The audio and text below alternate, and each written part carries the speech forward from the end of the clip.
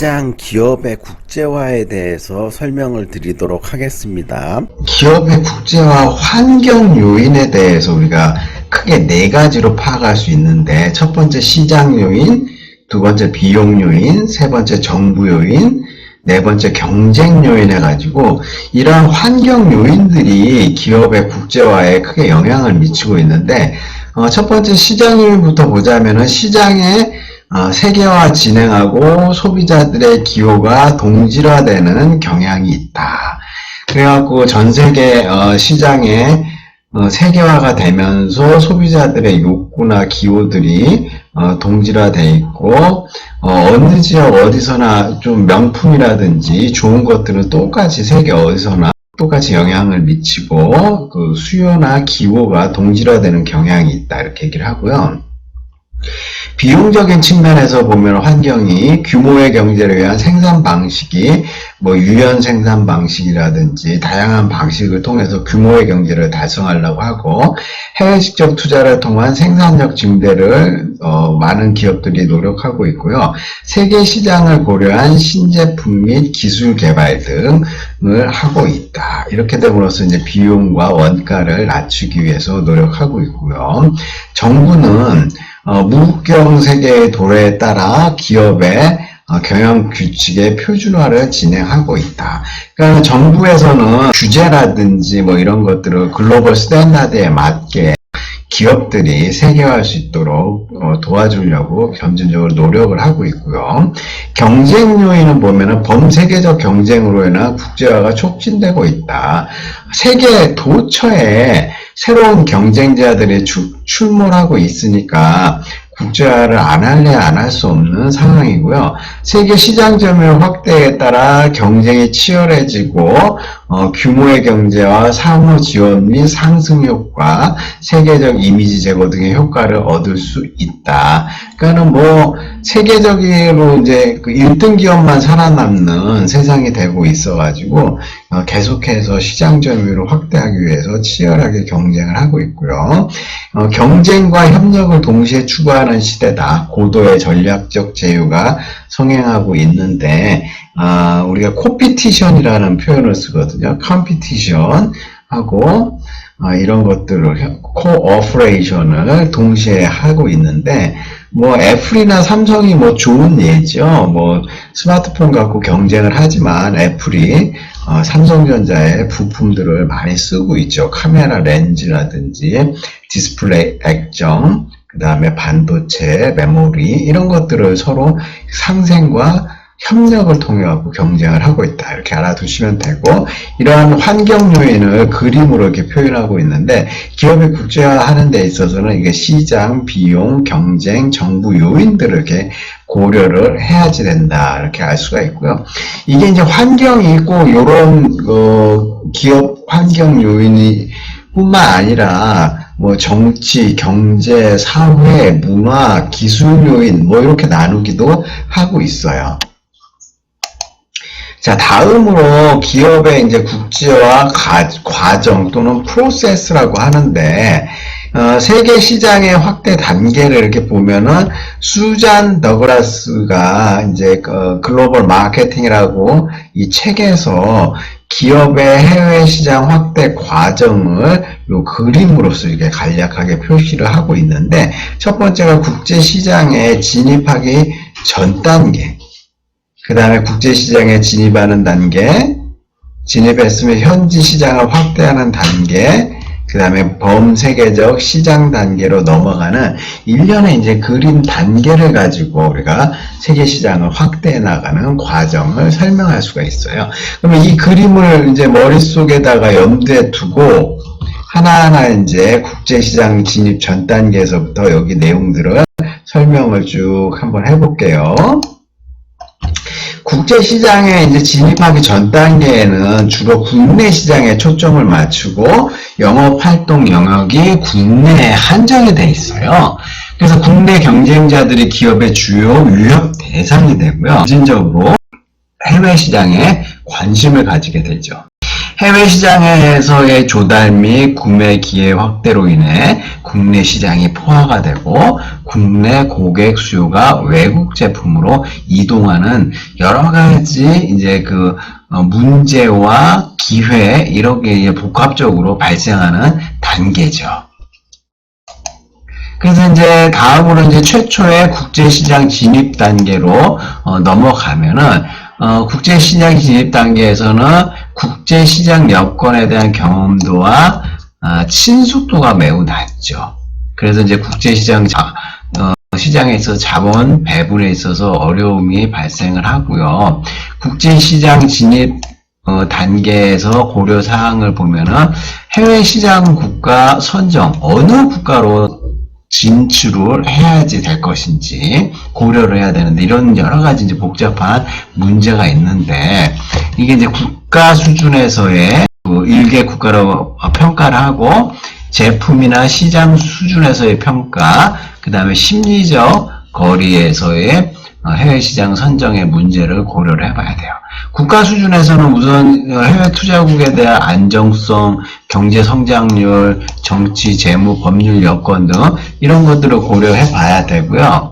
그 다음에 시장 잠재력의 크기라든지 위험과 수익의 상충관계, 이제 제품 시장의 수준을 우리가 국가별로 봐야 되고 언어, 문화, 교육, 상관습, 산업의 발달 측면에서의 자국과의 유사성.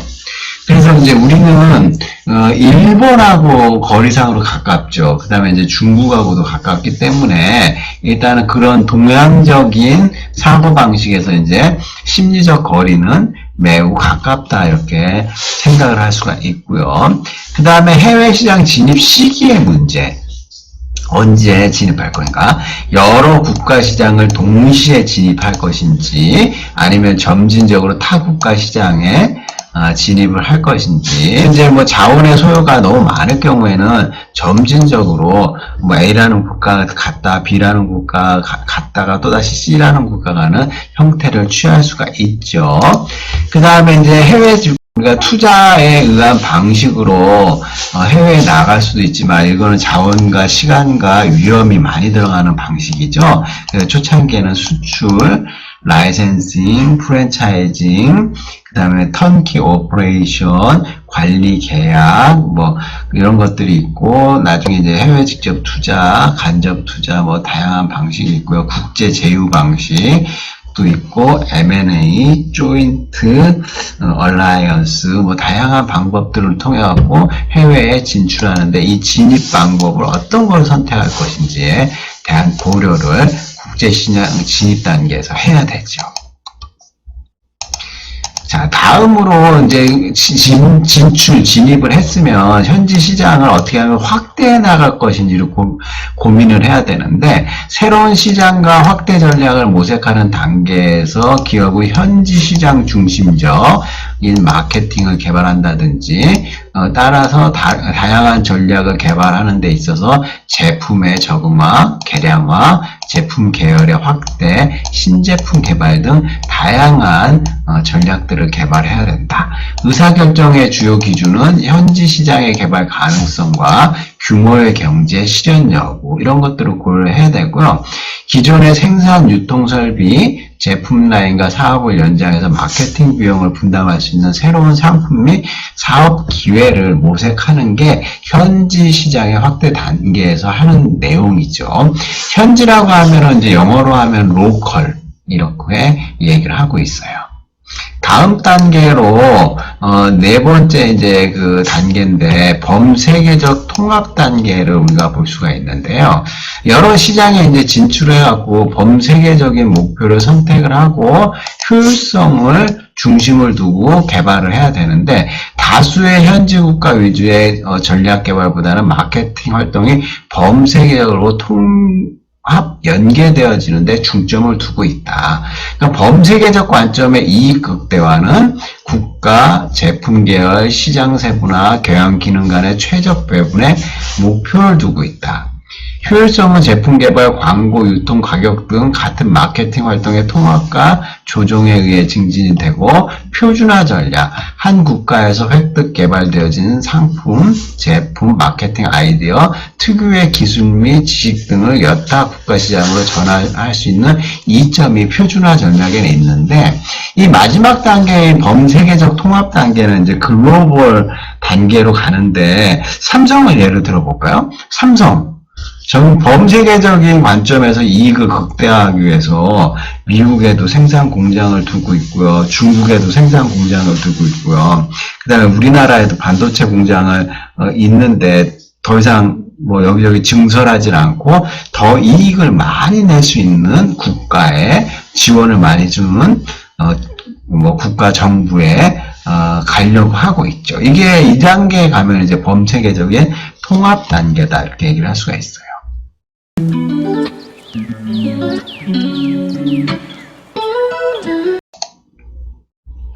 자, 국제시장에서의 범세계적 시너지 효과 해가지고 자국의 한 국가에서만 하는 것보다는 R&D라든지 소싱, 그 다음에 생산을 다양한 지역에서 하고요. 마케팅 서비스, 그 다음에 마케팅 서비스에 관련된 국가 1, 국가 2, 국가 3, 국가 4 다양한 국가들이 있는데 이런 국가, 그러니까 가장 비용과 효율성이 높은 지역에서 생산과 마케팅 서비스, 그 다음에 R&D 소싱 이런 것들을 통해서 범세계적인 이제 시너지 효과를 나타내는 그림을 보여주고 있고요. 수잔 더글라스가 이제 이 그림을 정리해가지고 책에 낸 거를 번역을 해가지고 여기다가 소개를 하고 있어요.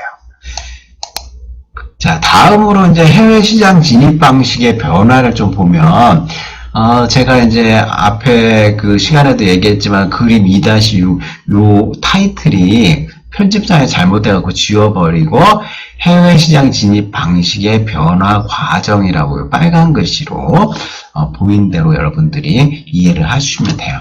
이 루트에 라는 학자가 통제 수준과 위험도 시간의 지남에 따라 어떤 해외 시장 진입 방식을 쓸 것이고 변화하는지를 그림을 통해서 보여주는데 초창기에는 위험도도 제일 낮고 통제 수준도 제일 낮고 시간도 제일 조금 걸리는 건 간접 수출이죠. 간접 수출이라고 하는 것은 우리 기업이 수출할 능력이 안 돼요. 그래서 외부에 있는 무역 수출 업체에게 우리 제품을 좀 수출해달라고 위탁을 하는 거예요. 그럼 위탁을 해갖고 하는 수출이 바로 간접 수출이다 이거죠. 그 다음에는 이제 대리상이나 유통업자를 통한 수출, 뭐 그 다음에 본인이 직접 하는 직접 수출, 뭐 이런 식으로 자회사. 그 다음에 이 단계 라이센싱, 뭐 프랜차이징, 합작 투자, 단독 투자 이런 식으로 시간과 위험도 통제 수준이 높은 수준으로 점진적으로 이렇게 변화해 간다. 이걸 바로 루트라는 학자가 주장을 했죠. 이제 카부스킬이라는 학자는 수출 개입 활동 정도에 따라 국제화 과정을 3단계로 나누고 있어요.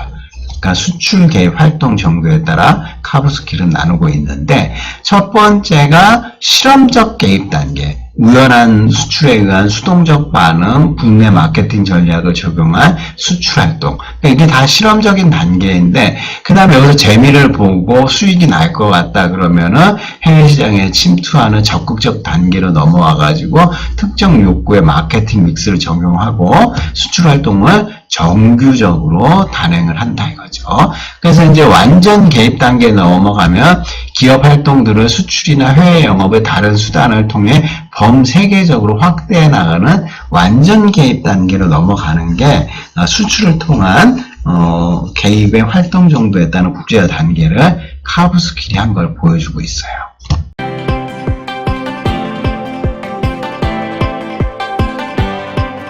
자, 3절에서는 기업의 이제 국제화 동기에 대해서 말씀을 드리도록 할게요. 자, 이제 3절 기업의 국제화 동기, 그 중에서도 기업의 수출, 기업이 왜 수출하는 이유, 동기가 뭔지를 보면은 첫 번째, 휴시설의 활용. 두 번째 원가 절감, 세 번째 제품 수명 주기의 연장, 위험의 분산, 이런 네 가지 큰 이유를 통해 갖고 기업이 수출을 하고자 하는 동기가 생기는 거예요. 유유시설의 활용이라고 하면은 소규모 국내 시장, 너무 작고, 그 다음에 거대한 장치 산업인 자동차, 조선, 철강, 화학, 이런 데는 규모의 경제를 활용해갖고 많은 설비를 하기 때문에 유유시설이 생기면 안 되고 유유시설을 활용을 해갖고 수출을 해야 된다 이러거죠. 그 다음에 이제 규모의 경제라든지 경험 복선, 대량 구매나 대량 수송 이를 통해 가격 경쟁력과 시장 점유율을 높일 수 있다. 그래서 이제 원가 절감을 할 수 있는 대량 생산을 통해 수출을 하려고 하고 있고요. 제품 수명 주기의 연장이라고 해서 한 국가별로 이제 제품의 수명 주기가 다르기 때문에 선진국 시장에 비해 개도국에는 상당한 기간이 지난 다음에 제품이 도입이 되고 후진국의 수출 혹은 직접 투자를 통해 판매 시장을 지속적으로 유지할 수가 있다. 그러니까 제품 수명 주기 단계별로 국가가 다르기 때문에 낙후된 지역에 이제 수출을 통해 갖고 제품 수명 주기를 연장을 할 수가 있죠. 그 다음에 위험에 분산해 갖고 국가 및 산업에 따라 경제 발전 단계와 경기 상황이 다를 수가 있다. 경쟁 상황과 수요 패턴이 급격한 변화에서 오는 판매량 감소를 극복하기 위해서 이제 수출이라든지 이런 것들을 많이 하려고 하고 있어요. 다음으로 이제 해외 직접 투자에 관련된 동기. 그러니까 수출보다는 좀 더 위험이라든지 경험이라든지 시간, 통제력 이런 게 더 많은 게 해외 직접 투자인데 이걸 하는 이유 바로 첫 번째가 현지 마케팅을 강화한다. 수출 시장 상실 가능성이 상승한다. 그러니까 수출 시장을 상실할 수 있는 가능성이 상승하는 경우 무역 규제라든지 수입 대체로 인한 경쟁의 심화, 현지에서의 고객 만족 마케팅 활동의 강화라든지 고객에 적합한 제품을 현지에서 생산, 투자 대상국의 내수 시장이나 인접국의 시장 기회가 많을 경우 시장 추구형 해외 직접 투자를 한다. 그래서 이제 현지 마케팅을 강화하기 위해서 해외 직접 투자를 하는 첫 번째 동기가 있고 두 번째는 해외 조달. 해외에서 저임금 국가에 직접 투자를 해갖고 제조 회사 설립을 한다든지 완제품 혹은 부품을 생산하고 그 다음에 천연 자원이 부족한 국가들이 천연 자원을 개발 이용하기 위해 해외에 직접 투자를 한다. 우리가 인도네시아에 그 고무 공장이라든지 라텍스 그 다음에 팜유, 뭐 이런 것들을 이제 조달하기 위해서 해외 직접 투자를 많이 하죠. 그 다음에 국제 다각화, 수직적, 수평적 국제 분업을 위해 해외 직접 투자를 하고 중간재 시장과 기술 시장 및 자본 시장의 불안전성을 활용하여 독점적 우위를 획득하기 위해서 국제 다각화를 하려고 하고 있다. 그죠? 좀 내용이 좀 어려워서 그렇지 이게 이제 수평적, 수직적, 국제 경영론 수업 시간에 약간 배웠던 내용이 또 나오고 있죠. 다음으로 이제 기술 협력을 하기 위해서 해외 직접 투자를 한다. 선진국의 첨단 기술, 경영 기법의 습득을 위해 해외에 직접 투자, 축적된 우수한 기술을 활용하여 해외 합작 투자를 수행한다. 뭐 우리나라가 일본 기업하고 합작 투자하는 경우 예전에 뭐 미국하고 기술 협력을 위해서 해외 직접 투자하는 경우 다양한 형태의 직접 투자가 있었죠. 그 다음에 경쟁 기업에 대한 견제를 하기 위해서 해외 직접 투자를 하는데 선도기업 추정형 직접 투자, 선점 전략을 통한 잠재적 시장으로의 진출, 그 다음에 고객 추정형 직접 투자가 있다. 그럼 삼성하고 LG전자는 서로 이제 그 가전제품 공장을 베트남에 누가 먼저 짓냐, 러시아에 누가 진출하느냐에 따라 가지고 이렇게 선도기업을 추종해 갖고 서로 해외 직접 투자를 가고 있죠. 왜냐하면 경쟁사가 분석해서 진출했다는 거는 그만큼 시장성이나 수익성이 있고 미래 가능성이 있기 때문에 해외 직접 투자를 했다. 이렇게 파악을 할 수가 있어요. 2장 기업의 국제화에 관련된 주요 용어들은 이제 다국적 기업의 활동이라든지 기업이 어떻게 국제화하는지, 해외 시장 진입 방식, 시장의 세계화, 수출 동기, 점진적인 학습 과정, 국제화 과정, 경영의 국제화, 국제 다각화, 해외 조달, 선도기업 추정형 투자라든지 추종형 투자 뭐 이런 내용들을 국제화에서 다루고 있다 이렇게 말씀을 드리고요. 요 국제 경영에서 국제 마케팅의 기초를 우리가 배우면서 여러분들이 또 이 국제 마케팅이기 때문에 마케팅 원론이라든지 마케팅 개론에 대한 개념이 훨씬 더 수업 듣는데 유익하기 때문에 여기 좋은 유튜브 사이트가 있더라고요. 국제 마케팅 전략 이론을 총 정리하는 이 영상을 시청을 하고 플러스 해갖고 마케팅 프로세스에 대한 영상을 설명해 주는 교수님 자료가 있기 때문에 이 두 영상을 보면 여러분들이 예전에 마케팅 원론이라든지 마케팅 개론에서 배웠던 거를 이제 국제 마케팅에 확대해서 활용하는 것들을 배울 수가 있어요. 그래서 이 영상은 나중에 링크로 다 보여드리는 참조 영상으로 집어넣도록 하겠습니다.